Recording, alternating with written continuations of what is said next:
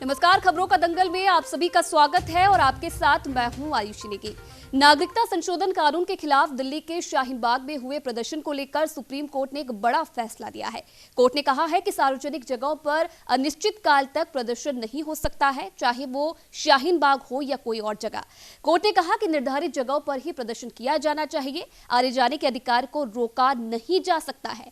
विरोध और आने जाने के अधिकार में संतुलन जरूरी है। गौरतलब है कि दिसंबर 2019 में केंद्र सरकार ने संसद से नागरिकता संशोधन कानून पास किया था, जिसके तहत पाकिस्तान, अफगानिस्तान और बांग्लादेश से आने वाले धार्मिक अल्पसंख्यकों को नागरिकता देने का प्रावधान किया गया। इस कानून को धर्म के आधार पर बांटने वाला बताकर दिल्ली से शाहीन बाग से लेकर देश के कई हिस्सों में प्रदर्शन भी किए गए थे।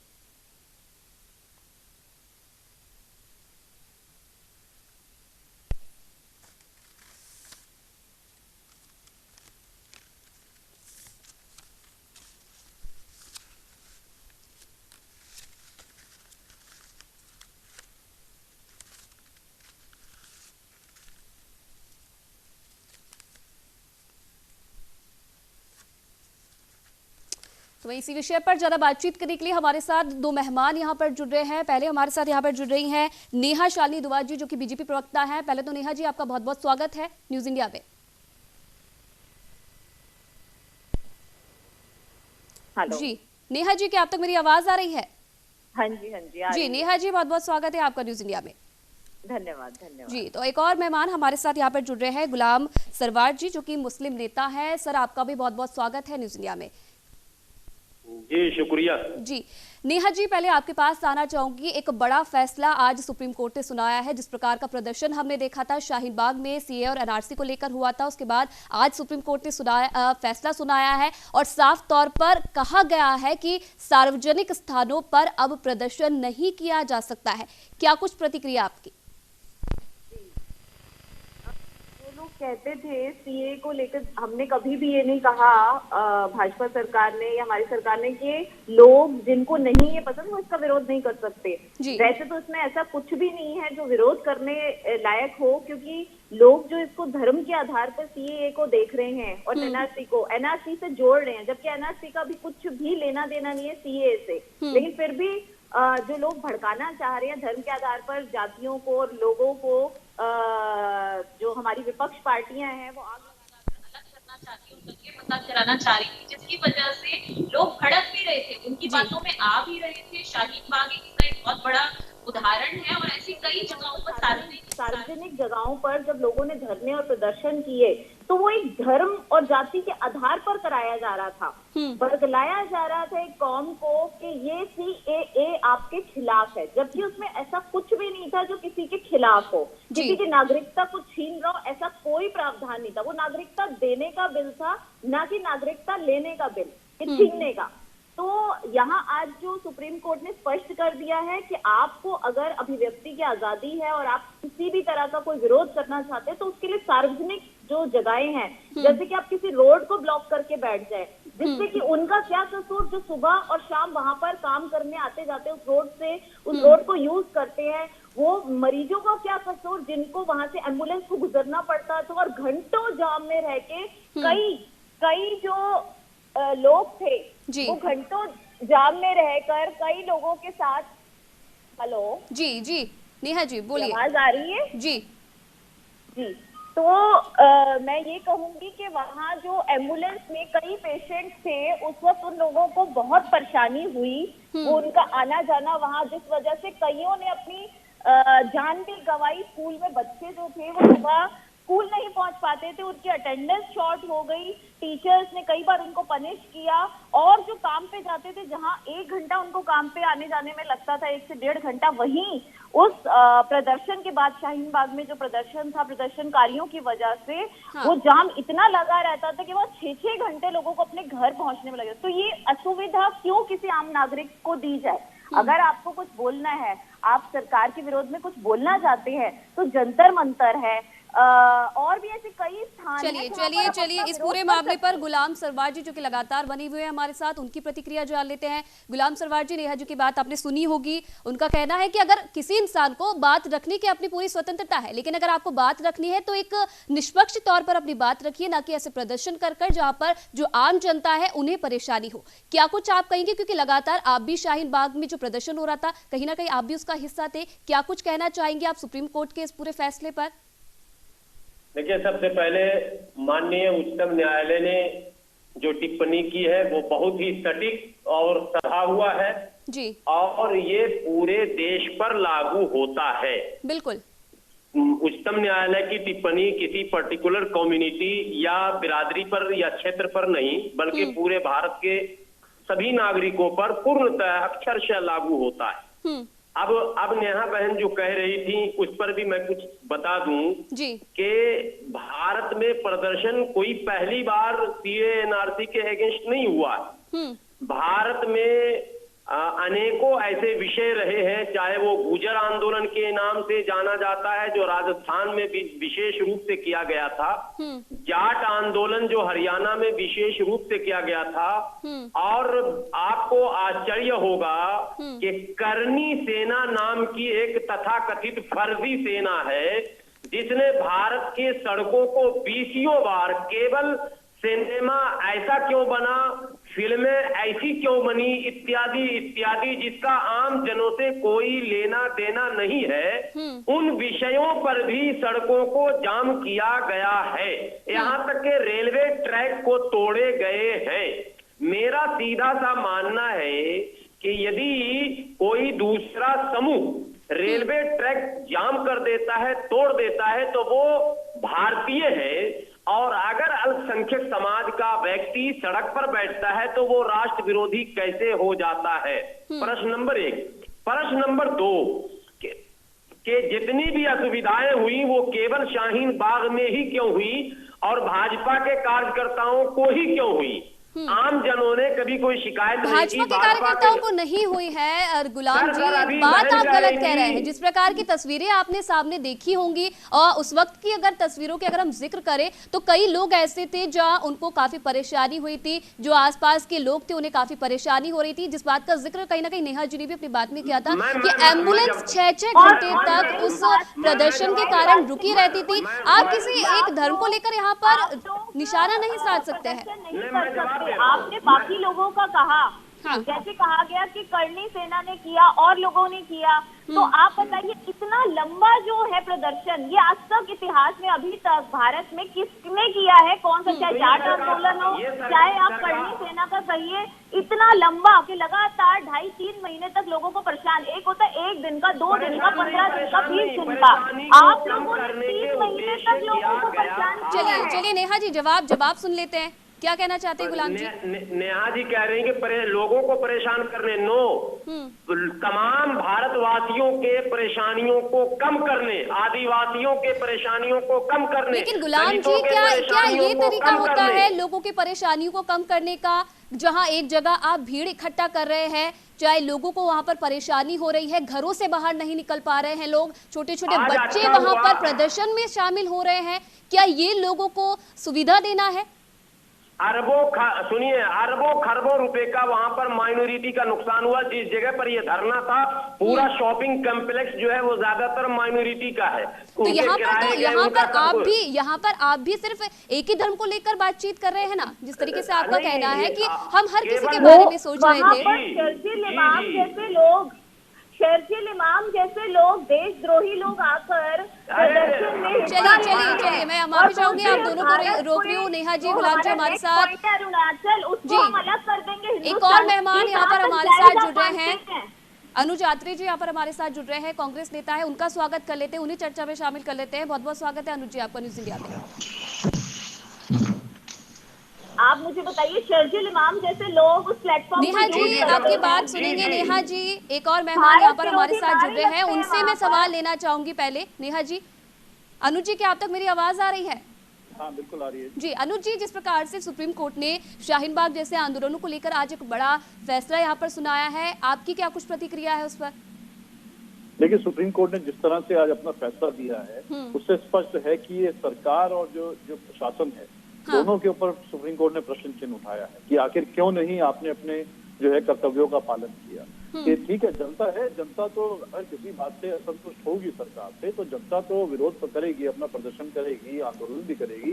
ये लोकतंत्र में जनता का मौलिक अधिकार है। बिल्कुल। लेकिन शासन और प्रशासन में बैठे हुए लोगों की नैतिक जिम्मेदारी है कि उसको देखना, उसको संभालना, उनकी ग्रीवेंसेस को सुनना। सरकार का जो बैठे हुए दल है उनकी जिम्मेदारी ये है कि जनता अगर आक्रोशित हो रही है, जनता किसी कानून के विरोध में अगर निकल के सड़कों पर बाहर आ रहे हैं तो बैठ के उनकी समस्या का समाधान करें। उनके साथ बैठ के या तो उनको समझाएं कि ये कानून उनके हित में है। अगर वो नहीं समझा पा रहे हैं तो जनता की सुने कि जनता क्या चाहती है, उसके हिसाब से उसमें बदलाव करे। लेकिन सरकार एक जिद्दी की तरह से जो है बर्ताव किया है उन्होंने, और बिल्कुल ना सुनी है ना अपनी बात बताई है कि जहां बैठे हैं जिस हाल में बैठे रहने दीजिए। प्रशासन क्योंकि सरकार के अधीन होता है, प्रशासन को सरकार ने भी बोले रखा कि बैठने दीजिए, वरना कौन सी पुलिस के सामने किसी भी जनता का हिम्मत है क्या? ये बताइए, जनता तो निहत्ती होती है। जनता को वहाँ पर जितने भी वहाँ पे अधिकतर माताएं बहनें बैठी हुई थी, शायद बात की जाए तो वो कोई ऐसे तो थे नहीं कि आतंकवादी बैठे हो जिनको जो हटाया नहीं जा सकता था। जब आखिर में भी अंत में भी तो सरकार ने ही उनको हटाया। ये वही प्रशासन था, ये वही शासन था जिन्होंने हटाया। चलिए जवाब जान लेते हैं, जवाब सुन लेते हैं। नेहा जी, केंद्र में सरकार आपकी है, बीजेपी की सरकार है, बिल यहाँ पर पास करवाया गया, लेकिन वही शिकायत है कि तमाम चीजों को लाने से पहले सरकार की तरफ से बातचीत नहीं की जाती है। सीधे बिल लाया जाता है, लोगों पर थोप दिया जाता है और उसके बाद समझाइश की कहीं ना कहीं कोशिश की जाती है और उसके बाद सड़कों पर ऐसे हालात नजर आते हैं, देश भर में ऐसे प्रदर्शन किए जाते हैं। सवाल यह है कि पहले लोगों को क्यों नहीं बताया जाता है और उसके बाद जब प्रदर्शन किया जाता है, सड़कों पर लोग उतर कर आते, तब कोशिश यहाँ पर की जाती है। देखिए, बिल जब पास कराया गया तो कोई हवाई की तरह तो कराया नहीं गया। एकदम राज्यसभा में आया, एकदम लोकसभा में गया, एकदम सब कुछ हो गया। ये सब प्रोसेस के तरीके से होता है जो कानून के तहत किया जाता है। और वहाँ ये लोकसभा से पास होके बिल गया है, कोई अपनी मर्जी से थोपा नहीं गया। ये कोई अफगानिस्तान या पाकिस्तान नहीं है जहाँ पर वो वाला शासन लगा दिया जाए कि जो या चाइना कह दिया हमने वही माना जाए। पाकिस्तान के अलावा कोई उदाहरण है आपके पास? आपकी बात भाई साहब मैंने आराम से सुनी, अब आप भी मेरी बात सुन लीजिए। गुलाम जी आपके पास आऊंगी, एक बार नेहा जी को अपनी बात पूरी करने दीजिए। गुलाम जी, तो ये जो था ये जब लाया गया बिल तो बकायदा संसद से पास होके आया है बिल, किसी ने ऐसे हवाई बातें नहीं की। लेकिन उसके बाद विपक्ष ने लोगों को, एक खास जो अल्पसंख्यक लोग हैं उनको टारगेट किया, उनको भड़काया, उनको कहा गया कि ये आपकी नागरिकता छीनने का बिल है। जब हमने सामने आके बोला कि कोई भी इस बात को साबित कर दे कि हमने ये नागरिकता छीनने का बिल है, इसमें किसी की भी नागरिकता छीनी जा रही है, तो हम अपना ये बिल वापस ले लेंगे, कोई उठ के नहीं आया। जान के कुछ ना कुछ लकूने निकाली जा रहे थे। हमने बहुत समझाने की कोशिश की प्रदर्शनकारी जितने भी थे कि आप आइए मंच पे बैठ के बात करते हैं, लेकिन वो सीधा कहते थे हमने बात नहीं करनी। लेकिन नेहा शालिनी जी ये सब चीजें प्रदर्शन शुरू होने के बाद ही आखिरकार क्यों शुरुआत इनकी होती है कि चलिए आप आइए हम बात करते हैं, बिल के बारे में बात करते हैं, क्यों पहले से क्यों नहीं इन सब चीजों के बारे में बताया जाता है? चलिए अब गुलाम जी को एक बार मौका देते हैं। गुलाम जी क्या कहना चाहेंगे? चलिए गुलाम जी की भी बात सुन लेते हैं। नेहा जी चलिए। नेहा जी देखिए, देश को बहुत दिनों तक गुमराह नहीं किया जाना चाहिए। मैं स्वयं 15 से 20 चैनलों में बयान देकर माननीय प्रधानमंत्री, माननीय गृह मंत्री और माननीय रक्षा मंत्री इत्यादि को बाकायदा लिखत में ये दिया हूं कि आप वार्ता के लिए हम लोगों को बुलाएं, जो हमारी आपत्तियां हैं उसको आप दुरुस्त करें, मेरी सुन लें और आप हमें समझा दें, समस्या का समाधान हो जाएगा। लेकिन सरकार ने इसको पोलराइज करने का बहुत बड़ा हथियार माना था। और मैं इस पर अभी इस विषय पर बात नहीं करूंगी। इन्होंने जो बातें की हैं अभी, शर्जील इमाम जैसे आतंकवादी शब्द का प्रयोग, तो इनके जो एक मिनट सुन लीजिए, एक मिनट सुनिए। उनको आप प्लेटफॉर्म कैसे दे रहे हैं? आपकी अरे आप सुनेंगी कि नहीं सुनेंगी? सुन लेते, एक बार पूरी बात करने दीजिए गुलाम जी को। मोदी जी को बड़े होकर हम मारेंगे। बच्चों को आप ये बातें सिखाते हैं, आप ऐसा लेकिन अगर गुलाम जी जिस प्रकार की बात आप कह रहे हैं कि आपने लिखित तौर पर प्रधानमंत्री जी को और गृह मंत्री जी को यहाँ पर चिट्ठी लिखी थी कि बातचीत करने की कोशिश की जाए, लेकिन अगर उस पूरे मामले को अगर देखें और उस वक्त में अगर हम जाए तो कहीं ना कहीं अमित शाह जी ने खुद आगे से आकर जो प्रतिनिधि मंडल था शाहीन बाग में उनको बुलाया गया था बतौर बात करने के लिए, लेकिन सहमति कहीं ना कहीं बन नहीं पाई आप लोगों के बीच में। नहीं, ये देखिए समझिए बात को, जब जो पहले से संगठित लोग हैं वो आपसे रिक्वेस्ट कर रहे हैं, रजिस्टर्ड संगठन है मुसलमानों का, वो आपको चिट्ठी लिख रहा है, मीडिया के माध्यम से आपको कह रहा, आपसे विनती कर रहा, तो आप उनको नहीं कर रहे हैं। शाहीन बाग कोई संगठन नहीं था, असंगठित आंदोलन था, तो शाहीन बाग से आप क्या बात करते? किसी मोहल्ले से बात नहीं होती है। देश के प्रतिनिधि जो होते हैं, समाज के जो प्रतिनिधि होते हैं, उनसे बात होती है। सरकार जानबूझकर प्रतिनिधियों को किनारे कर दी। एक बात पहले मैं एक असल चीज बताना चाहता हूँ, बार बार उन्होंने शर्जील इमाम का नाम लिया, इन्हें शर्जील इमाम तो नजर आ गया, लेकिन वो नेता जो महिलाओं को गन्ने की खेत में देखना चाहते हैं, वो नेता महिलाओं को अरहर की खेत में देखते हैं, वो नेता जो बाजरे की खेत में देखते हैं, उन नेताओं का बयान इनके कानों तक नहीं जा रहा कि भारत की माताओं का कितना बड़ा अपमान है। और जानते हैं क्या है, इन्होंने शर्जील इमाम ने आपके प्लेटफॉर्म शाहीन बाग पर ये देशद्रोह की बातें करी। आपके वहाँ बच्चे बोलते हैं मोदी और ट्रंप को बड़े होकर मारे थे। भारत की सीता जैसी पवित्र माओं को बोल रहा है। चलिए अनुज जी हमारे साथ काफी लंबे समय से जुड़े हुए हैं। अनुज जी, जिस प्रकार से बात यहाँ पर गुलाम सरवार जी की तरफ से की जा रही है कि कहीं ना कहीं नेताओं के द्वारा बयान दिए गए, और उस वक्त हमने कहीं ना कहीं देखा भी था जिस तरीके से दिल्ली विधानसभा चुनाव की तारीख नजदीक थी और भरपूर राजनीतिक अखाड़ा शाहीन बाग को बना दिया गया था, चाहे पक्ष की तरफ से या फिर विपक्ष की तरफ से, लेकिन हटाने के कुछ भी वहां पर बंदोबस्त नहीं किए गए। जिस प्रकार की राजनीति वहां पर देखने को मिली है, उसके लिए क्या कुछ कहना चाहेंगे? देखिए, निश्चित तौर पे ये जो शाहीन बाग में जो लोग प्रेस में बैठे थे, उसके पीछे कहीं ना कहीं भारतीय जनता पार्टी का अपना एक वेस्टेड इंटरेस्ट था, क्योंकि दिल्ली के चुनाव स्तर पर थे और ये दिल्ली के चुनाव में सांप्रदायिकता का जहर बोलना चाहते थे। लेकिन सर अगर आपको एक बात से मैं रूबरू करा दूं, बिहार जब चुनाव की तारीख नजदीक आ रही थी तो सबसे पहले समर्थन जाकर आपके नेता ने ही वहां पर दिया था। शशि थरूर जी सबसे पहले वहां पर गए थे, उन्होंने समर्थन शाहीन बाग को दिया था।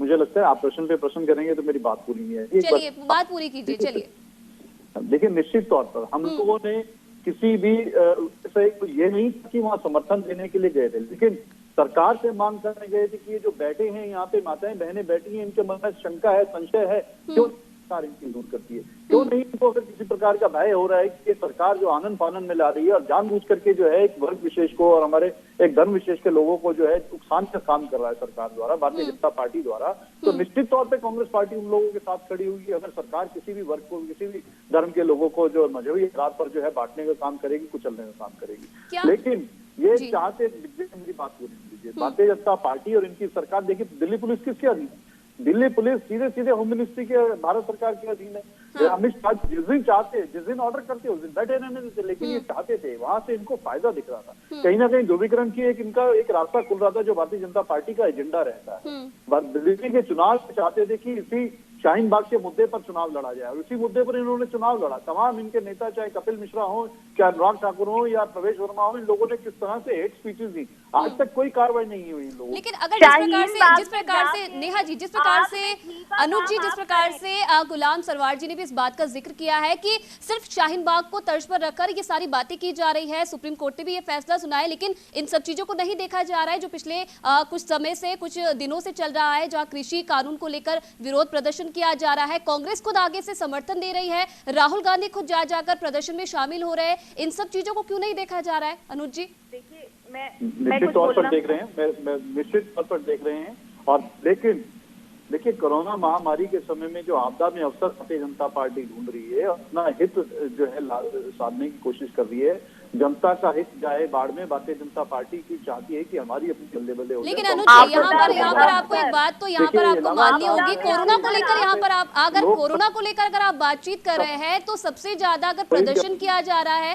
कांग्रेस की तरफ से किया जा रहा है और नियमों को ताक पे रखकर ये प्रदर्शन किया जा रहा है, उल्लंघन किया जा रहा है, जिस प्रकार की तस्वीरें हमने कृषि कानून को लेकर जो विरोध प्रदर्शन किया जा रहा था पंजाब में, उसकी तस्वीरें हमने देखी थी। राहुल गांधी जब ट्रैक्टर चला रहे थे, बहुत सारे किसान उनके पीछे बड़ी भीड़ में सोशल डिस्टेंसिंग की धज्जियां उड़ाते हुए वहां पर जा रहे थे। क्या वहां पर कोरोना नहीं आता है? अनुज जी, आपदा में अक्सर तो आप ढूंढ रहे हैं, क्योंकि इतने टाइम से 6 महीने से प्रदर्शन सबसे ज्यादा कांग्रेस पार्टी कर रही है। कौन सा ऐसा प्रदेश है आप बता दीजिए जहां कांग्रेस पार्टी प्रदर्शन नहीं कर रही। तो आपदा में अवसर हम नहीं ढूंढ रहे, आपदा में अवसर आप लोग ढूंढ रहे हैं।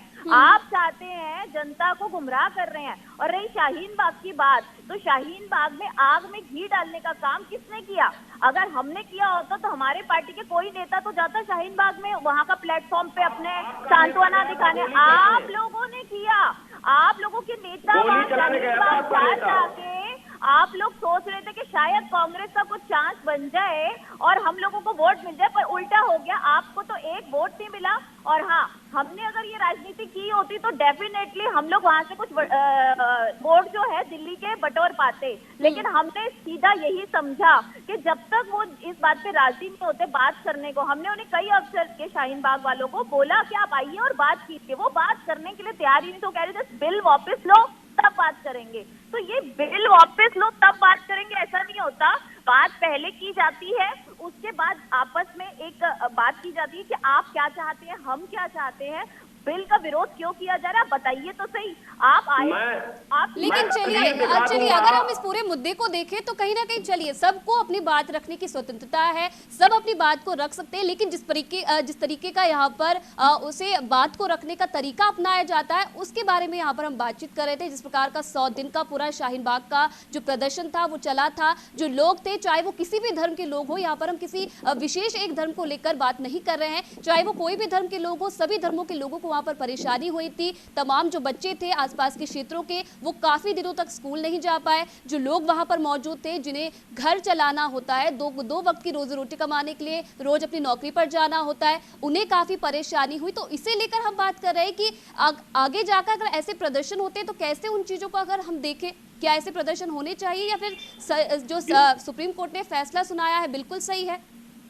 गुलाम सरवार जी काफी देर से बने हुए हैं। गुलाम जी क्या कहना चाहेंगे?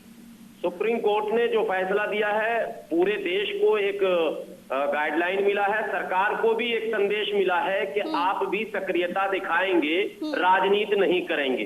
अब बार बार बहन कह रही वार्ता की एक तस्वीर, अभी मैं स्क्रीन पर हूं नहीं, वरना मैं तस्वीर दिखाता। केंद्रीय मंत्री माननीय रामविलास पासवान जी से, समय की कमी हमारे पास है, माफ कीजिएगा। एक सेकंड सर, मैं सिर्फ 2 सेकंड। केंद्रीय मंत्री रामविलास पासवान जी से हम पूरे प्रतिनिधिमंडल 100 कुछ लोग थे, मुलाकात किया था और रामविलास पासवान जी ने आश्वस्त किया था कि प्रधानमंत्री जी से हम समय लेंगे। हम लोगों ने मिलने का बहुत प्रयास किया, लेकिन भारतीय जनता पार्टी बजिद थी कि ये धरना और लंबा चले ताकि हमको राजनीतिक लाभ मिले। फाइनल कमेंट अब आपसे चाहती हूँ क्योंकि समय की कमी हमारे पास है, चर्चा को ज्यादा आगे नहीं बढ़ा सकते। फाइनल कमेंट आपसे जानना चाहूंगी, जिस प्रकार का ये प्रदर्शन था, जिस प्रकार के ऐसे प्रदर्शन और देखने को मिलते हैं, क्या ये सही है या आप भी इसके खिलाफ है? और जो सुप्रीम कोर्ट ने फैसला सुनाया है, क्या आप इसे सही मानते हैं? फाइनल कमेंट कम शब्दों में। सुप्रीम कोर्ट का फैसला बिल्कुल सही है, देश हित में है, जनहित में है। आम जगहों पर प्रदर्शन ना हो। प्रदर्शन नेहा जी आपका फाइनल कमेंट। दिल्ली के अतिरिक्त बिल्कुल हम सुप्रीम कोर्ट के फैसले के आगे नतमस्तक है, हमें बिल्कुल मंजूर है। और हम भी यही चाहते हैं कि सार्वजनिक स्थानों पर धरने प्रदर्शन ना हो, उनके लिए जगहें बनी हुई है, वो हॉल्स है या मैदान है, रामलीला ग्राउंड है, वहां जाके। चलिए अनुज जी का भी फाइनल कमेंट ले लेते हैं, समय कम है। अनुज जी आपका क्या कुछ कहना है इस पूरी चर्चा को लेकर, जिस प्रकार सुप्रीम कोर्ट ने फैसला सुनाया उसे लेकर?